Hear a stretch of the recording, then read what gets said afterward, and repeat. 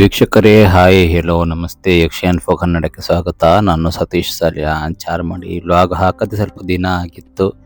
So video podcast ನಡುವೆ time ಕೂಡ ಆಗಿರಲಿಲ್ಲ. ಇದು 14ನೆಯ ತಾರೀಕಿನ ಏನು ಕೇಳಿದರೆ ವಿಡಿಯೋ. ನನಗೆ ಬ್ಯಾಂಗ್ಳೂರಿಗೆ ಹೋಗಲಿಕ್ಕಿತ್ತು. ನಾನು ಬೆಂಗಳೂರು ಹೋಗಿದ್ದೆ ಮೊನ್ನೆ 14ನೆಯ ತಾರೀಕಿಗೆ. ಹಾಗಾಗಿ ಎಕ್ಸಾಮ್ಸ್ ಎಲ್ಲ ಇತ್ತು. ಬಟ್ 14ನೇ ತಾರೀಕು ನಾನು ಹೊರಟಿರುವಂಥದ್ದು ಭಾನುವಾರ. ಅಂದರೆ ಭಾನುವಾರ ನಾನು ಬೆಂಗಳೂರಿಗೆ ಹೊರಟಿದ್ದೇನೆ.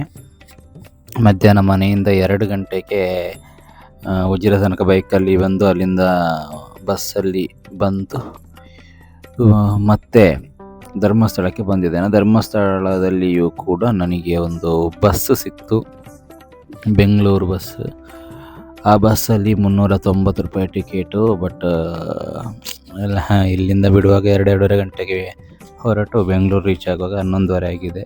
ತುಂಬ ಲೇಟು. ಯಾಕೆ ಕೇಳಿದರೆ ಅದು 60ಕ್ಕಿಂತ ಸ್ಪೀಡು ಹೋಗೋದಿಲ್ಲ ಅಂತೆ. ಸೊ ಹಾಗಾಗಿ ಗುಂಡ್ಯದಲ್ಲಿ ನಿಲ್ಲಿಸಿದ್ರು. ನಾನು ಗುಂಡ್ಯದಲ್ಲಿ ಊಟ ಎಲ್ಲ ಮಾಡಿ ಮತ್ತೆ ಪುನಃ ಅಲ್ಲಿಂದ ಬೆಂಗಳೂರಿಗೆ ಹೊರಟಿರುವಂಥದ್ದು. ಯಾಕೆ ಅಂತ ಕೇಳಿದರೆ ನನಗೆ ಒಂದು ಚಾನಲಿಗೆ ಸಂಬಂಧಪಟ್ಟಂತಹ ಒಂದು ವರ್ಕ್ ಇತ್ತು, ಮತ್ತು ಕೆಲವರನ್ನ ಮೀಟ್ ಆಗಲಿಕ್ಕಿತ್ತು. ಹಾಗಾಗಿ ನಾನು ಬೆಂಗಳೂರಿಗೆ ಹೋಗಿರುವಂಥದ್ದು. ಮತ್ತು ಬೇರೆ ನಿಮಗೆ ಗೊತ್ತಿದೆ, ನಾನೊಂದು RX 100 ಅಂದರೆ ನನ್ನ ಡ್ರೀಮ್ ಬೈಕ್.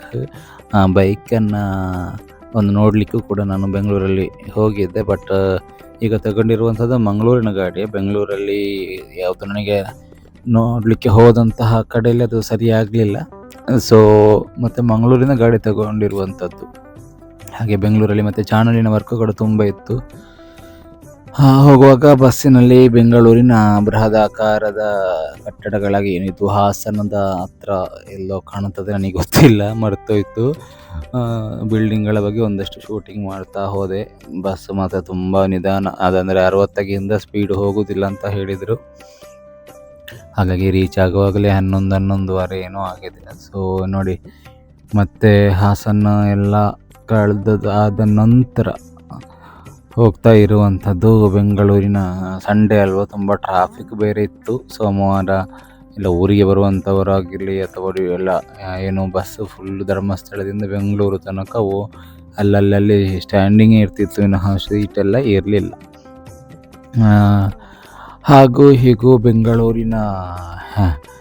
ಬೆಂಗಳೂರು ನಗರಕ್ಕೆ ಚಾರ್ಮಾಡಿಯಿಂದ ನಾನು ಮುಟ್ಟುವಾಗ ಸುಮಾರು 11 ಗಂಟೆ ಏನೋ ಆಗಿತ್ತು. ಆದರೆ ಈ ಟ್ರಾಫಿಕ್ನ ಸಮಸ್ಯೆ ಮಾತ್ರ ಸ್ವಲ್ಪ ಏನು ಬೆಂಗಳೂರಿದ್ದು ಗೊತ್ತೇ ಇದೆಯಲ್ಲ ಹೇಗಿದೆ ಟ್ರಾಫಿಕ್ ಅಂತ ಹೇಳಿ.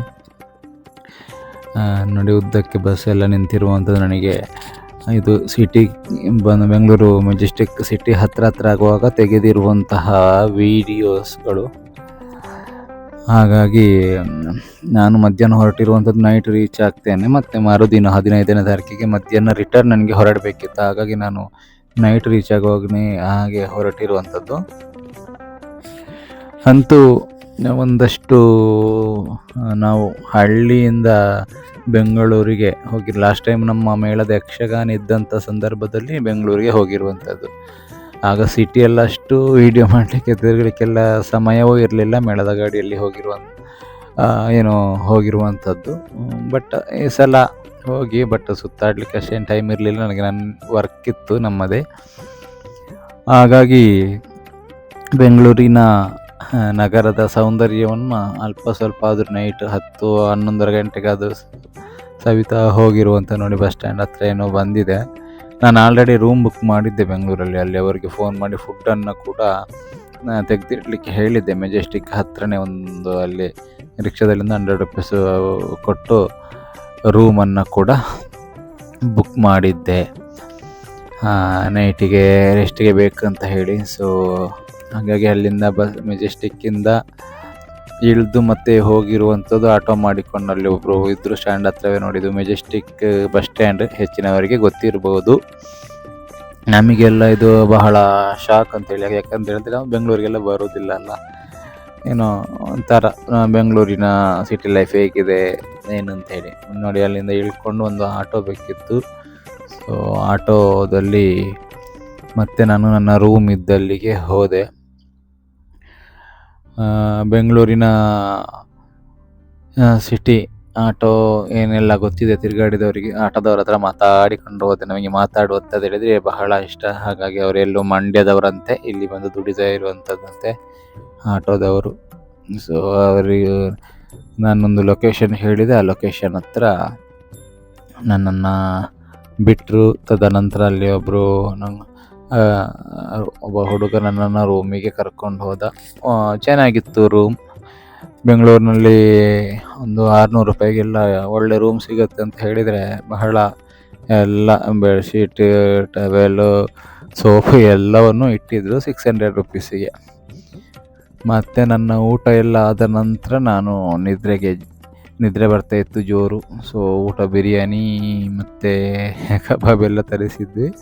ಅದೆಲ್ಲ ಆಗಿ ಊಟ ಎಲ್ಲ ಆಗಿ ಮಲಗಿ ಮತ್ತೆ ಬೆಳಿಗ್ಗೆ 8:30-9 ಗಂಟೆಗೆ ಎದ್ದಿದ್ದೇನೆ. ಎದ್ದು ನನಗೆ ನನ್ನ ವರ್ಕಿನ ನಾನೊಂದು ವರ್ಕಿಗೆ ಹೋಗಿದ್ದೆಲ್ಲ, ಚಾನಲ್ಗೆ ಸಂಬಂಧಪಟ್ಟ ವರ್ಕ್, ಅಲ್ಲಿಗೆ ಹೋಗಬೇಕಿತ್ತು. ಮತ್ತು ಒಬ್ಬರು ನಮ್ಮ ಆತ್ಮೀಯರು ಬರ್ತೇನೆ ಅಂತ ಹೇಳಿದರು. ಅವರ ಜೊತೆ ಹೋಗಿರುವಂಥದ್ದು. ನಮ್ಮ ಊರಿನವರೇ ಒಬ್ಬರು ಇದ್ದಾರೆ. ಅವರು ನನ್ನನ್ನು ನನಗೆ ಸಿಗ್ತೇನೆ ಅಂತ ಹೇಳಿದರು. ಸೊ ಅವರನ್ನೆಲ್ಲ ಮೀಟಪ್ ಆಗಿ ಮತ್ತು ಚಾನಲ್ನ ವರ್ಕ್ ಕೆಲವೊಂದು ವಿಚಾರಗಳನ್ನು ಇದರಲ್ಲಿ ಹಾಕಲಿಕ್ಕೂ ಆಗುವುದಿಲ್ಲ, ಚಾನಲ್ಗೆ ಸಂಬಂಧಪಟ್ಟ ವಿಚಾರಗಳಾಗಿರೋದ್ರಿಂದ ಟೈಮ್ ಬರುವಾಗ ಹಾಕ್ತೇನೆ. ಸೊ ಅದಾದ ನಂತರ ಬೇರೆ ಕಡೆ ಮತ್ತೊಂದು ಬೈಕ್ ನೋಡಲಿಕ್ಕೂ ಕೂಡ ಹೋಗಿದ್ದೇನೆ. ಬಟ್ ಅಲ್ಲಿ ನಮಗೆ ಬೇಕಾದಂತಹ ಬೈಕ್ಗಳೇನು ಅಷ್ಟು ಇದಾಗಿ ಸಿಗಲಿಲ್ಲ. ಮತ್ತು ನಾನು ಬೈಕ್ RX 100 ತಗೊಂಡಿರುವಂಥದ್ದು ಮಂಗಳೂರಿಂದ, ಅದಕ್ಕೆ ಸಂಬಂಧಪಟ್ಟ ವ್ಲಾಗನ್ನು ಹಾಕ್ತೇನೆ. ನಾನಿಲ್ಲಿ ಸ್ವಲ್ಪ ಹೊತ್ತು ವೆಯ್ಟ್ ಮಾಡಿದೆ. ನನಗೆ ಒಬ್ಬರು ನಮ್ಮ ಆತ್ಮೀಯರು ಬರಲಿಕ್ಕಿತ್ತು. ಅದಾದ ನಂತರ ಒಂದು ಕ್ಯಾಬ್ ಮಾಡಿಕೊಂಡು ಅಲ್ಲೇ ಒಂದು ಲೊಕೇಶನ್ಗೆ ಹೋಗಲಿಕ್ಕಿತ್ತು. ಅಂದರೆ ಕ್ಯಾಬ್ ಮಾಡ್ಕೊಂಡೊಂದು ಗಾಡಿ ನೋಡಲಿಕ್ಕೆ ಹೋದೆ ನಾನು. ಬೈಕ್ ಅದಾಗಲಿಲ್ಲ. ಮತ್ತು ವಾಪಸ್ಸು ಕ್ಯಾಬ್ ಮಾಡಿಕೊಂಡು ನಮ್ಮ ಕೆಲಸ ಎಲ್ಲ ಮುಗಿಸಿ, ಬೇರೆ ಚಾನಲ್ಗೆ ಸಂಬಂಧಪಟ್ಟ ವರ್ಕಿನ ನಡುವೆ ಬೇರೆಲ್ಲ ಕೆಲಸ ಎಲ್ಲ ಆಗಿ ಮತ್ತೆ ಬಂದಿರುವಂಥ ರಿಟರ್ನ್ ಮೆಜೆಸ್ಟಿಕ್ ಹತ್ತಿರಕ್ಕೆ ಬಂದಿದ್ದೇನೆ. ಮಧ್ಯಾಹ್ನದ ನೋಡಿ, ಮೆಜೆಸ್ಟಿಕ್ಗೆ ನನ್ನ ವರ್ಕನ್ನೆಲ್ಲ ಮುಗಿಸಿ ಮಧ್ಯಾಹ್ನ ರಿಟರ್ನ್ ಮೆಜೆಸ್ಟಿಕ್ಗೆ ಬಂದೆ. ಬಸ್ಸನ್ನು ನೋಡಿ, ಐರಾವತ ಬಸ್ ಅನ್ನುವಂಥದ್ದು ಬುಕ್ ಮಾಡಿ ಅಲ್ಲಿಂದ ಹೋಟೆಲಿಗೆ ಹೋಗಿ, ಹೋಟೆಲಲ್ಲಿ ಮಧ್ಯಾಹ್ನದ ಊಟ ಎಲ್ಲ ನೋಡಿ, ಇದೇ ಬಸ್ಸಲ್ಲಿ ನಾನು ಬಂದಿರುವಂಥದ್ದು. ಐರಾವತ ಬಸ್ ಇದು ಬೆಂಗಳೂರಿನ ಮೆಜೆಸ್ಟಿಕ್ ಬಸ್ ಸ್ಟ್ಯಾಂಡ್. ಸೊ ಹೋಟ್ಲಲ್ಲಿ ಊಟ ಎಲ್ಲ ಮುಗಿಸಿ ಮತ್ತು ನಾನು ಹೊರಟಿರುವಂಥದ್ದು ನೋಡಿ, ಐರಾವತ ಬಸ್ ಒಳಗಡೆ ಈ ರೀತಿ ಇದೆ. ಖುಷಿ ಆಯಿತು, ಒಳ್ಳೆಯ. ಬಟ್ ನಮಗೆ AC ಎಲ್ಲ ಸ್ವಲ್ಪ ದೂರ, ಹಾಗಾಗಿ AC ಆಗಲಿಲ್ಲ. ನನಗೆ ಕೆಮ್ಮು ಬೇರೆ ಇತ್ತಲ್ಲ, ಆ ಕಾರಣದಿಂದ ನಾನು ಉಪ್ಪಿನಂಗಡಿಗೆ ಟಿಕೆಟ್ ಮಾಡಿದೆ. ಅದು ಮಂಗಳೂರು ಬಸ್ಸು. ಬಟ್ ಗುಂಡ್ಯದಲ್ಲಿ ನಾನು ಇಳ್ಕೊಂಡಿದ್ದೇನೆ. ಯಾಕೆ ಕೇಳಿದರೆ, ಗುಂಡ್ಯದಲ್ಲಿ ಇಳಿದು ಅಲ್ಲಿಂದ ಧರ್ಮಸ್ಥಳಕ್ಕೆ ಬಂದೆ. ಹಾಗಾಗಿ ಒಂದಷ್ಟು ಬೆಂಗಳೂರಿಂದ ಹೊರಟು ಒಂದು ಕಡೆಯಲ್ಲಿ ನಿಲ್ಲಿಸಿದ್ರು ಊಟಕ್ಕೆ. ನಿಲ್ಲಿಸಿದ್ರು ನೋಡಿ, ನಮ್ಮ ಬಸ್ ನಿಂತಿದೆ. ಇದು ನಮ್ಮ ಬಸ್. ಊಟಕ್ಕೆ ನಿಲ್ಲಿಸಿದ್ರು. ನಾನು ಕೂಡ ಇಳಿದು ವಾಶ್ರೂಮ್ಗೆಲ್ಲ ಹೋಗಿ ಮತ್ತು ಹರ್ಷ ಗ್ರ್ಯಾಂಡ್ ಅನ್ನುವಂತಹ ಒಂದು ಹೋಟೆಲ್ ಹತ್ರ ನಿಲ್ಲಿಸಿದ್ದು. ಮತ್ತು ಪುನಃ ಪ್ರಯಾಣ ಆರಂಭ ಆಯಿತು. ಅಲ್ಲಿಂದ ಆರಂಭಗೊಂಡು ಮತ್ತೆ ವಾಪಸ್ ಬಸ್ ಹತ್ತಿ ನಾವು ಬಂದಿರುವಂಥದ್ದು ಐರಾವತ. ಗೊತ್ತಿದೆಯಲ್ಲ, ಗ್ಲಾಸ್ ಎಲ್ಲ ತೆಗಿಲಿಕ್ಕೆ ಆಗೋದಿಲ್ಲ, ಫುಲ್ ಕ್ಲೋಸ್ ಇರುತ್ತೆ. ನಾನೇ AC ಆಫ್ ಮಾಡಿದ್ದೆ. ನನ್ನ ತಲೆ ಮೇಲೆ ಅದರದ್ದು ಇದಿತ್ತು. ನನಗೆ ಅದು ಕೆಮ್ಮು ಸ್ಟಾರ್ಟ್ ಆಗ್ತಾಯಿತ್ತು. ಹಾಗಾಗಿ ಬಸ್ಸಲ್ಲಿ ಕೂತ್ಕೊಂಡು ಒಂದಷ್ಟು ಹೊತ್ತು ಹಾಗೆ ಹೊರಗಿನ ಸೌಂದರ್ಯವನ್ನೆಲ್ಲವನ್ನು ಕೂಡ ಸವಿತೆ. ಇದು ಮೋಸ್ಟ್ಲಿ ಹಾಸನ್ ಬಸ್ ಸ್ಟ್ಯಾಂಡ್ ಅಂತ ಕಾಣುತ್ತೆ. ಹಾಸನ್ ಬಸ್ ಸ್ಟ್ಯಾಂಡ್ ಅನಿಸುತ್ತೆ ಇಲ್ಲಿ ತೆಗೆದಿರುವಂಥದ್ದು. ಹಾಸನದಲ್ಲಿ ಬಂದೆ. ಅರೌಂಡ್ ಗುಂಡ್ಯದ ಹತ್ತಿರ, ಇದು ಸಕಲೇಶ್ಪುರ ಘಾಟ್ ಹತ್ತಿರ.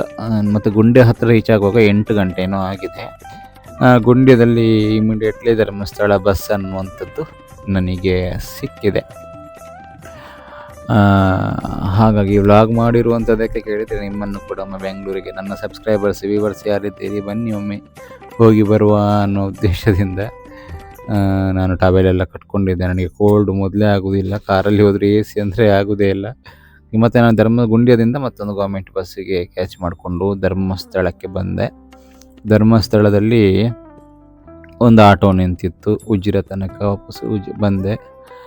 ಉಜಿರೆಯಿಂದ ಮತ್ತೆ ಮನೆಗೆ ಬಂದಿರುವಂಥದ್ದು. ಉಜಿರೆಯಿಂದ ಮತ್ತೊಂದು ಆಟೋ ಮಾಡಿಕೊಂಡು ಮನೆಗೆ ಬಂದಿದ್ದೇನೆ. ಸೊ ಹಾಗಾಗಿ ಇದಿಷ್ಟು ನಾವು ಬೆಂಗಳೂರಿಗೆ ಹೋಗಿ ಬೆಂಗಳೂರಿನಿಂದ ಬಂದಿರುವಂತಹ ಒಂದು ವ್ಲಾಗ್. ಸೊ ಈ ವ್ಲಾಗ್ ಇಷ್ಟ ಆದರೆ ಲೈಕ್ ಮಾಡಿ, ಶೇರ್ ಮಾಡಿ, ವಾಹಿನಿಯನ್ನು ಸಬ್ಸ್ಕ್ರೈಬ್ ಮಾಡಿ. ಪಾಡ್ಕಾಸ್ಟ್ ವೀಡಿಯೋಗಳನ್ನು ಕೂಡ ನೋಡ್ತಾ ಇದ್ದೀರಿ ನೋಡಿ.